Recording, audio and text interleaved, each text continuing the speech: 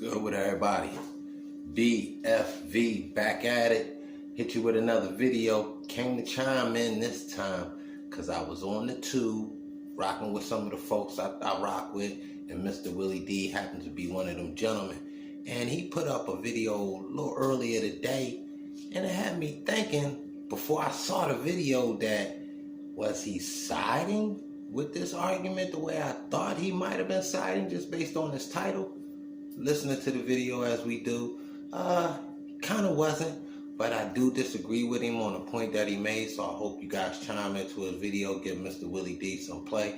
He's a solid dude. Anyway, on this topic, it was a comparison between Mike Tyson and Daniel Dubois, and is it really even barbershop chop? Let's keep it solid, man. These two dudes are in two different ballparks in the heavyweight comparison realm, my guy. Three things to me that separate these guys and which makes Mike a better fighter at that time and age. He was younger. First of all, he had that advantage. Second of all, he was faster. Third of all, he was not at the same weight that this guy Dubois is. And lastly, he punched in combinations. Mr. Dubois is more of a single punch guy.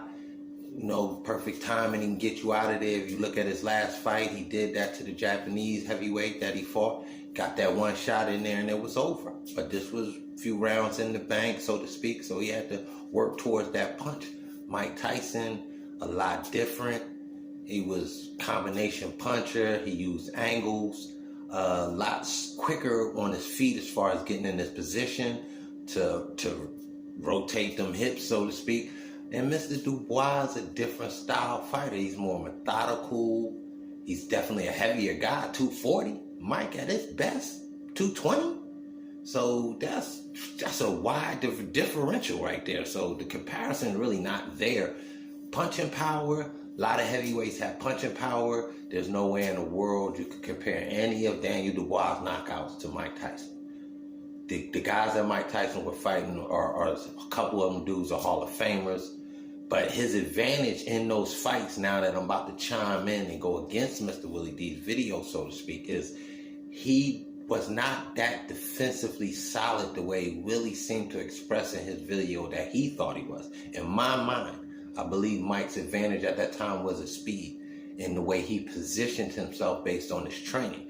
Not that he was naturally blessed to be a Pernell Sugar Ray type of dude that's a dancer, that's light on his feet like that. I think Mike's swivel hip game was a lot of training.